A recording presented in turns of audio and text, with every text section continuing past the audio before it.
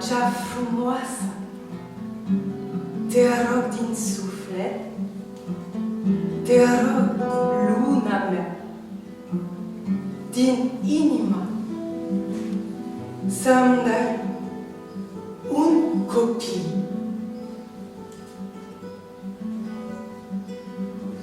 La bonne femme implorait la lune de lui donner un enfant parce qu'avec son mari, l'homme, il n'avait pas réussi à en avoir.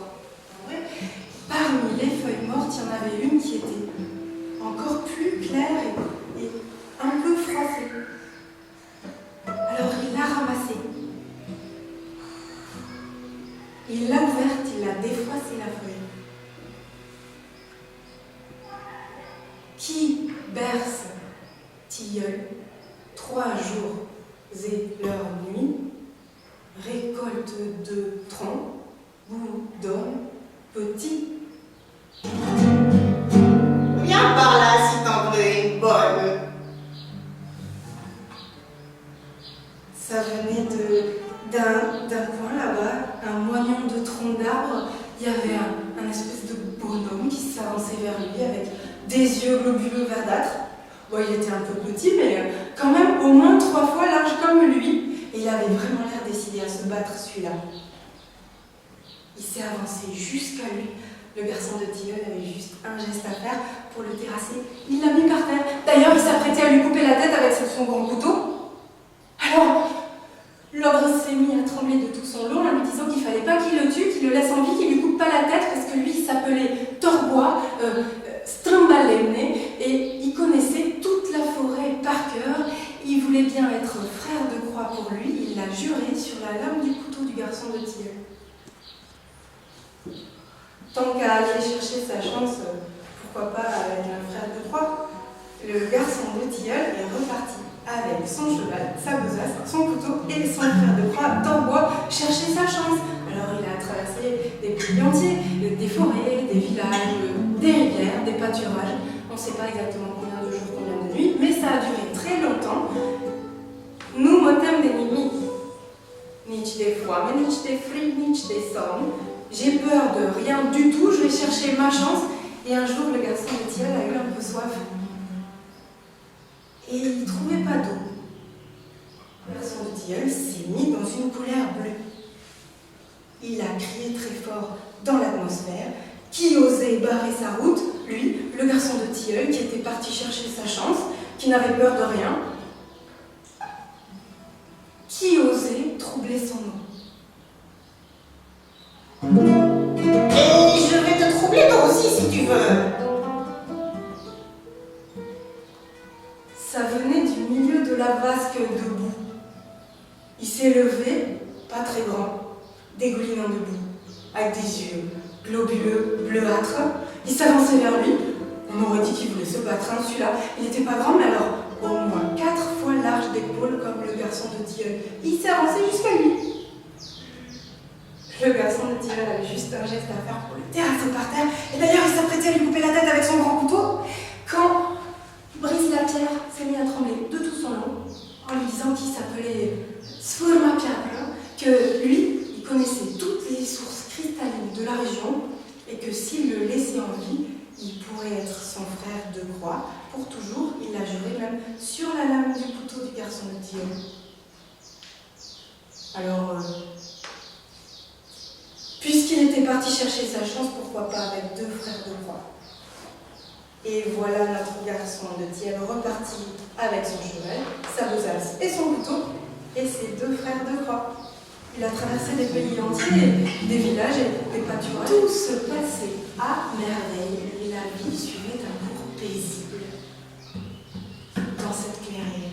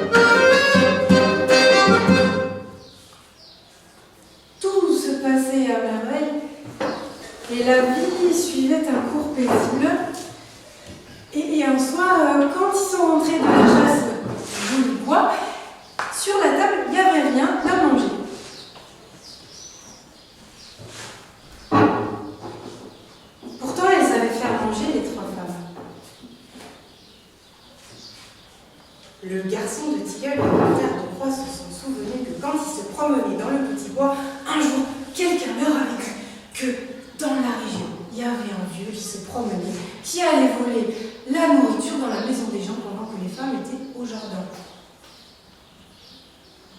Ils ont décidé, à la place du vieillard et de l'arbre, il n'y avait plus de vieillard, il n'y avait plus d'arbre, il y avait un trou.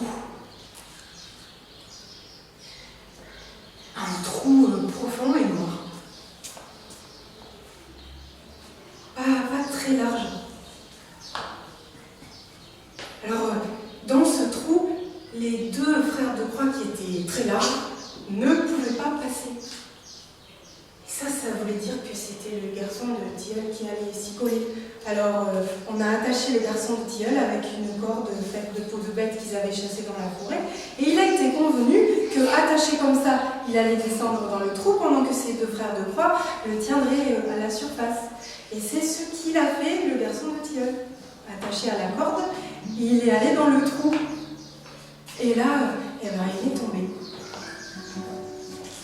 Il est tombé dans le noir. C'était profond. Il est tombé. C'était de plus en plus noir et de plus en plus profond. Il continuait à tomber dans le noir et ça devenait de plus en plus étroit. Il n'y avait toujours pas de parasite. Alors le garçon de Tilleul commençait à s'inquiéter un petit peu, mais il continuait à tomber. Au bout d'un moment, il a décidé de tirer 3 fois sur la corde, parce que c'était ce qu'ils avaient convenu avec les frères de Croix pour qu'ils le remontent à la surface. À la surface, les frères de Croix commençaient à en avoir un peu assez de ce garçon de Tilleul si brave et si courageux, alors ils ont coupé la corde. Alors le garçon de Tilleul a continué à tomber dans le trou noir, et il est tombé dans le noir, profond, de plus en plus étroit, et il a atterri dans un nid géant. Un nid géant. Avec à côté de lui un oisillon géant. Qui tremblait de tout son long. L'oisillon géant. Avec des plumes, plus trop de plumes, sur lui, tout mouillé et tremblant. Toujours.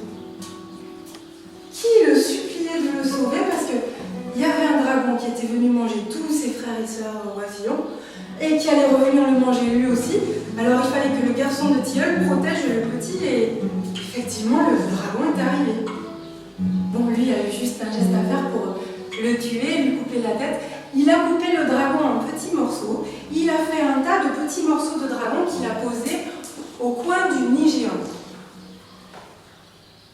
Le parent immense est arrivé pour s'occuper de ses oisillons, sauf qu'il lui en restait plus qu'un.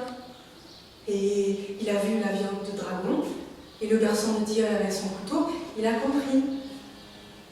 Et l'oiseau géant a voulu remercier le garçon de Tilleul d'avoir sauvé son oisillon. Alors, il l'a embrassé avec ses ailes géantes, il a failli l'étouffer.